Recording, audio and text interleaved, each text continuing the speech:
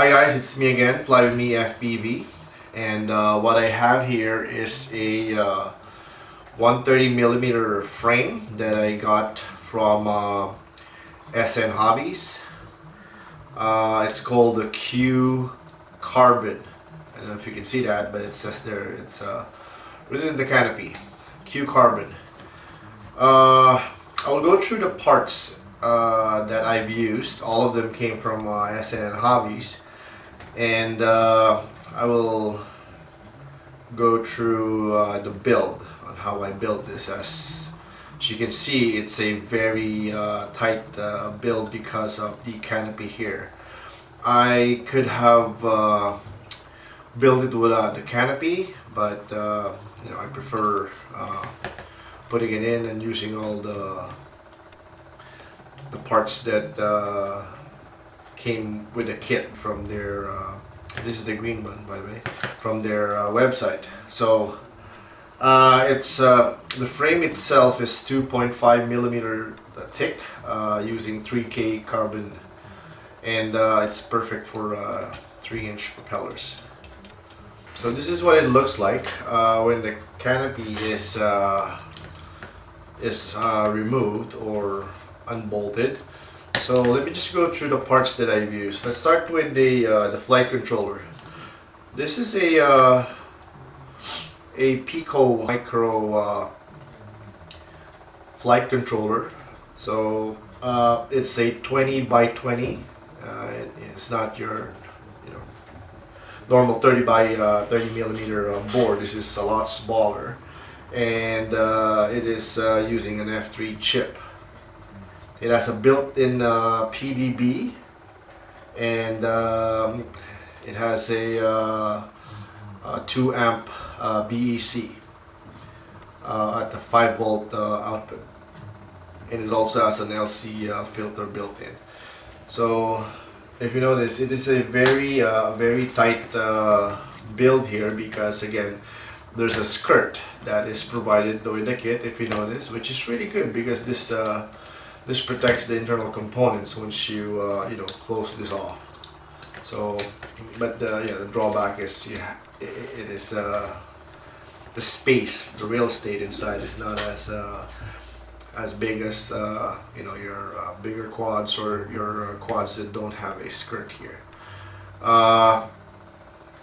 This is what I used here is a for my receiver is I don't know if you can see that, it's an AC800. This is an 8-channel 2.4 gigahertz, and it supports CPPM and S-Bus, which is it's really cool. I would really like to really range test this, because on the documentation it says it's a its range is 300 meters.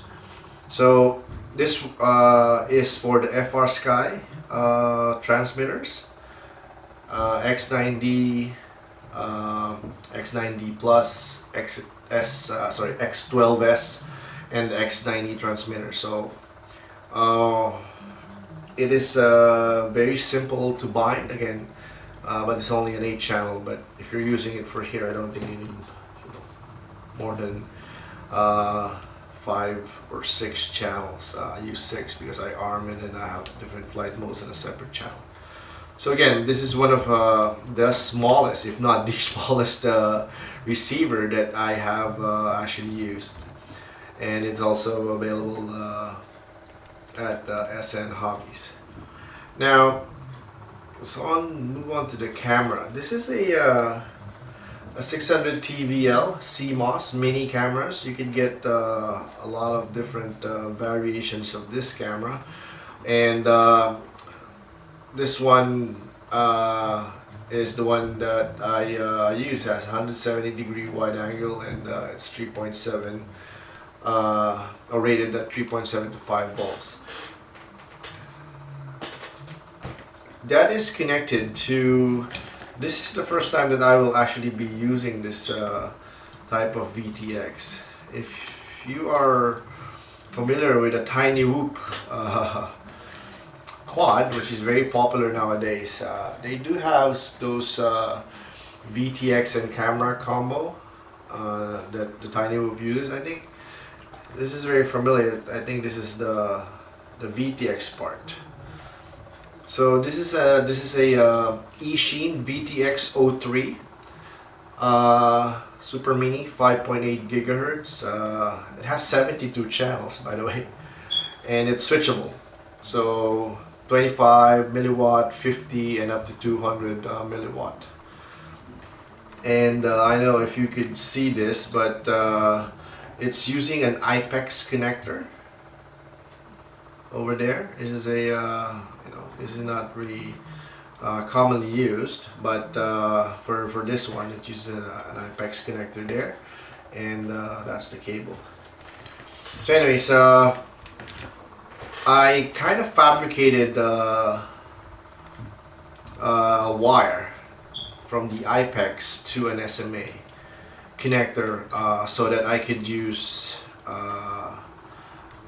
no, actually this comes with its own circular polarized right-hand circular polarized antenna, but it's actually soldered into wire. Now I plan to use this for racing, so one of the requirements is for me to be able to use left hand and right hand. So that's the reason why I kind of fabricated this connector from the IPEX to the SMA, so that I could change my antenna to a left hand if the race organizers tell me to do so. So what else? I'm using an XT30 for this build. I just kind of standardized on my bigger quads, XT60. On my smaller quads, I use an XT30. For the motors, I'm using I don't know if you can see that, but that's an Emax 1306 4000 kV, spinning a 3x3 3-inch 3-pitch 3-bladed props from DYS. I would probably try different pitched props as I go on and use and fly this quad, but for now the 3x3 is sufficient. It's really fast, it's agile, and it doesn't heat up the motors too much.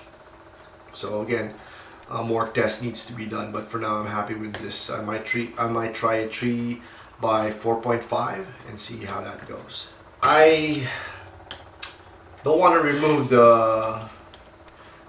the electrical tape, but underneath this electrical tape is SpeedX 20 amp light BL Heli S. So I'm running multi-shot on these ESCs. So again, SpeedX 20 amp light BL Heli S ESCs. This antenna is very popular. These are the Amway ones. What I did was to actually cut the antenna because it's too long. I want this to be a very light and not very light, if possible, build. So I cut the antenna, remove a small piece, and resoldered back the coax. So, and used hot glue and some shrink tube to put it all back together.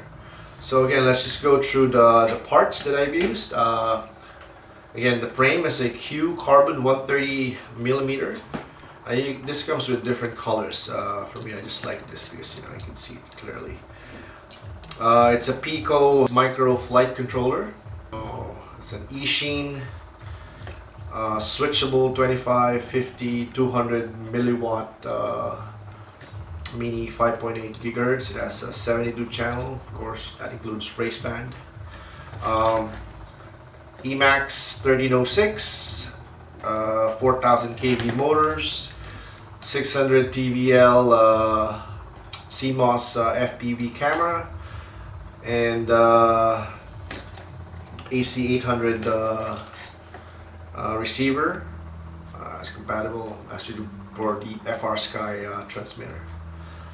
So yeah, there you go. Oh, by the way, this Pico came with Betaflight 3.0 by default. I didn't flash it with the latest Betaflight version, but it worked great on the default firmware that came with it. So there you go, guys. This is again the Q-Carbon from I got from SN Hobbies, 130 millimeter.